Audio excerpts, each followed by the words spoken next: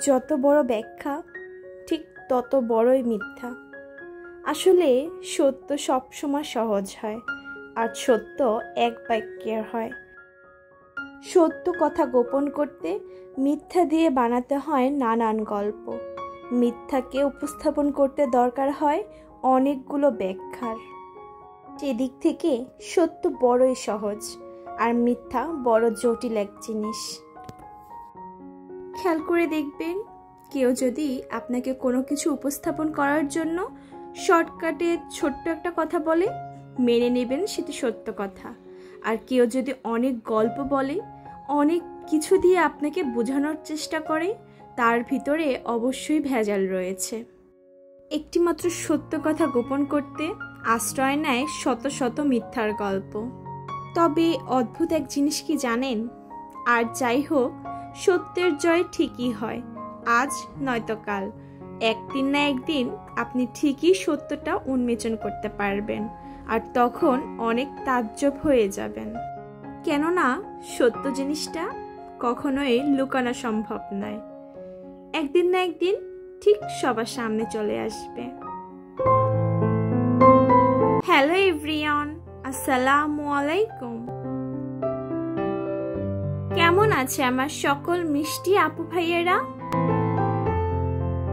আশা করি দেশ কিংবা দেশের বাহিরে, কাছে কিংবা দূরে, যে যেখানেই আছেন না কেন, মহান আল্লাহ তাআলার অশেষ রহমতে সকলেই সুস্থ আছেন।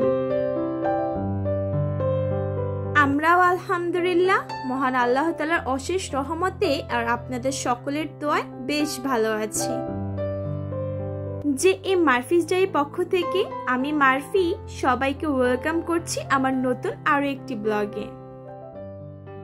আজ আমি আমার আপুদের সাথে শেয়ার করব কিছু কিচেনের টিপস অ্যান্ড ট্রিক্স। বেসিক কিছু টিপস জানা থাকলে আপনার সংসারের কিংবা কিচেনের কাজগুলো হবে হাতের মুঠোয়।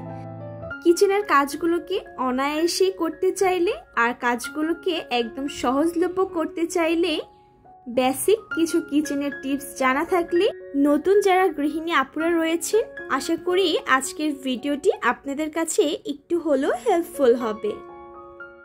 আমি জানি আমার অনেক অভিজ্ঞ আন্টিরা রয়েছে, আপুরা রয়েছে, যারা কিনা তাদের অনেক টিপস অ্যান্ড ট্রিক্স মেনে তার কিচেনের কাজগুলোকে করে নিয়েছে অনেক সহজ। যেই টিপসগুলো ফলো করে আমি অনেক হেল্প পেয়েছি, আমি আজকে আপনাদের সাথে সেগুলোই শেয়ার করব। সিমের খোসার পাশে এটি অনেক সময় ছুটানো যায় না। বটি কিংবা ছুরি দিয়ে ট্রাই করার পরও অনেক সময় ছুটতে চায় না। আমরা কিন্তু চাইলেই খুব ইজিলি একটি পিলারের সাহায্যে পাশের থেকে খুব সুন্দর করে পাতলাভাবে এটি ছুটাতে পারি। ছুরি দিয়ে ট্রাই করার পরও যখন ও ছুটছিল না, অনেক সময় আঁশটার জন্য খেতে কিন্তু একদমই ভালো লাগে না। তবে একটি মাত্র পিলারের মাধ্যমে পাশে আঁশটা খুব সুন্দর করে উঠানো যায়। খুব দ্রুতই আঁশটা ছুটানো যায়, আর খাওয়ার সময়ও কোনো প্রবলেম হয় না, আর কাজটি করতে অনেক সময়ও সঞ্চয় হয়। আপনারা চাইলে বাসায় এটি ট্রাই করে দেখতে পারেন। খুবই ইজিলি এই টিপসটি ফলো করে সিমের পাশের এই আঁশগুলো ছুটানো যায়। এরপর চলে যাচ্ছি পরবর্তী টিপসে। এই টিপসটি অনেকেই জানেন, তাই না? আমি কিন্তু এভাবেই কাঁচামরিচগুলো সংরক্ষণ করি।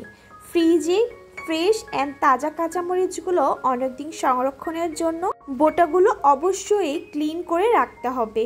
আর এভাবে মরিচ রাখলে কিন্তু অনেক দিন সুরক্ষিত থাকে, পচার কোনো সম্ভাবনাই থাকে না।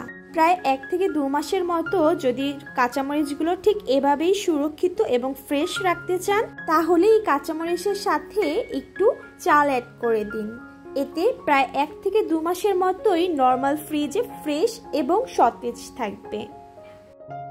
পেঁয়াজ আমাদের প্রতিদিনের দৈনন্দিন কাজে অনেক ব্যবহৃত হয়, তবে এটি যদি আমরা রেগুলার ছিলে কেটে রান্না করতে চাই, তাহলে কিন্তু অনেকটা সময়ের অপচয় হয়। আমরা কিন্তু অনেকেই এই পেঁয়াজগুলো কেটে ফ্রিজে সংরক্ষণ করি। এতে করে রান্নার সময় আমাদের অনেক সুবিধা হয়, কাজটিও যেরকম হয়ে যায় আর শর্টকাটে রান্নাও করতে পারি। তবে একটি প্রবলেম হচ্ছে, পেঁয়াজটি ফ্রিজে রাখার পরে ফ্রিজের প্রতিটি খাবারের থেকে একটি কাঁচা পেঁয়াজের গন্ধ চলে আসে। অনেক সময় ফ্রিজ খোলার সাথে সাথেই কাঁচা পেঁয়াজের একটি বাজে স্মেল চলে আসে। এমনকি অনেক সময় ফল কিংবা ফ্রিজে থাকা অন্যান্য জিনিসের থেকেও এই স্মেলটা আসতে পারে। সেক্ষেত্রে আপনারা একটি উপায় ব্যবহার করতে পারেন। কোনো রকম বাজে স্মেল ছাড়াই আমি ফ্রিজে প্রায় কয়েক মাস ধরে এভাবেই পেঁয়াজ সংরক্ষণ করে উপকৃত হচ্ছি। প্রথমে পেঁয়াজগুলো আমি পানিতে ভিজিয়ে এরপর এক এক করে আমি ক্লিন করে নিচ্ছি।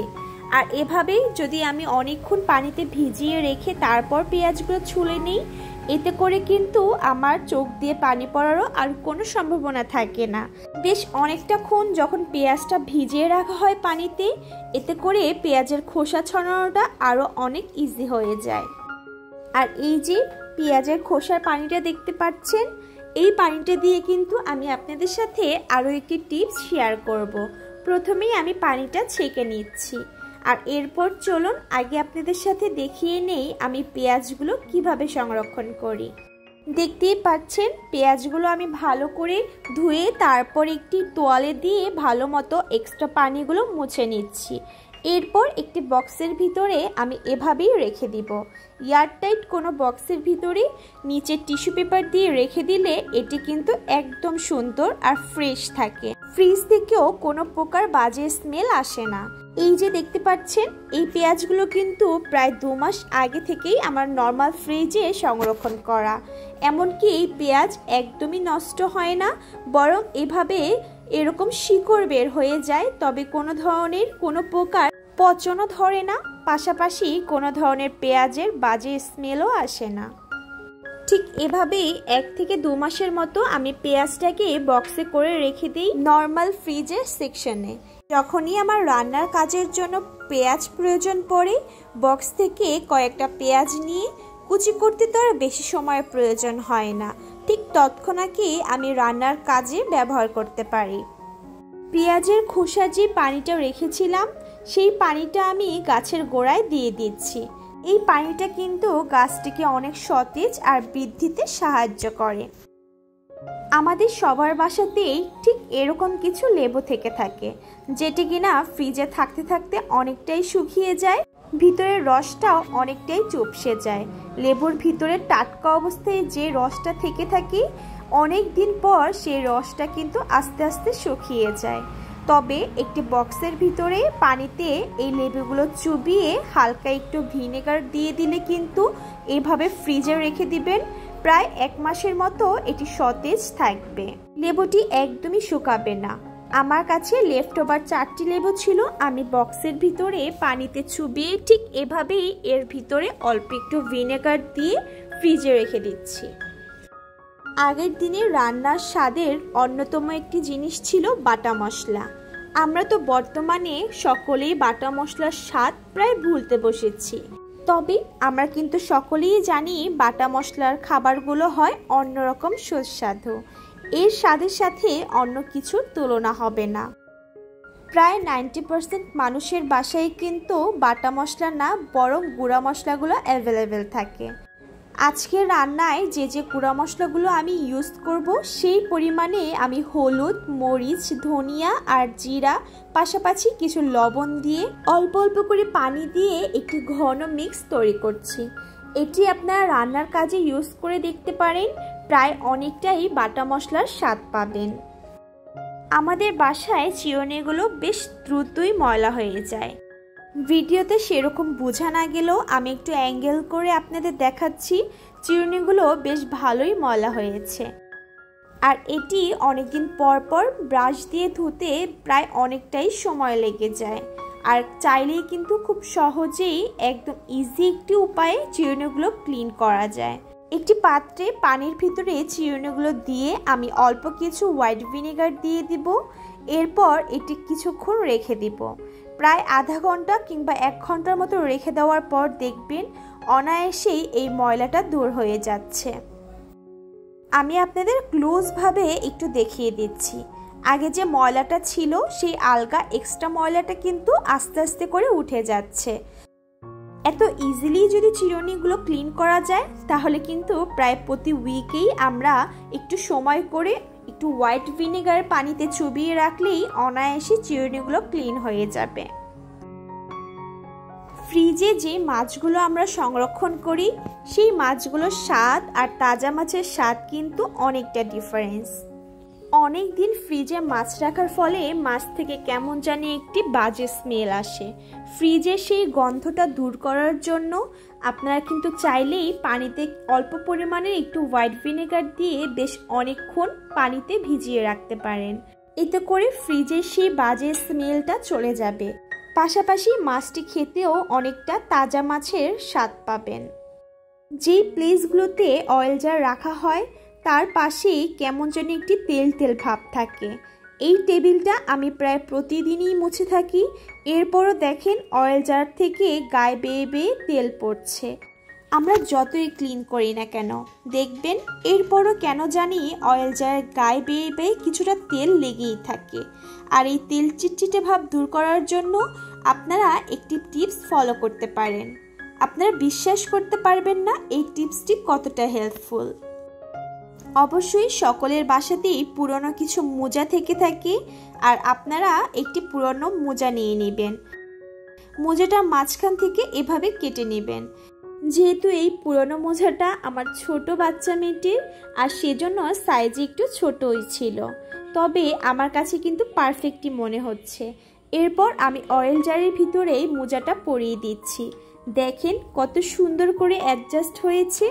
এরপর যখনই আমি এটি রান্নার কাজে ইউজ করব, রেখে দেওয়ার পর এটির গায়ে বেয়ে যদি তেলটি পড়ে তেলটি কিন্তু মোজাটি চুষে নেবে, এতে করে নিচে পড়ার আর কোনো সম্ভাবনাই থাকবে না। অন্য একটি অয়েল জারেও ঠিক একইভাবে আমি মোজাটা পরিয়ে নিচ্ছি।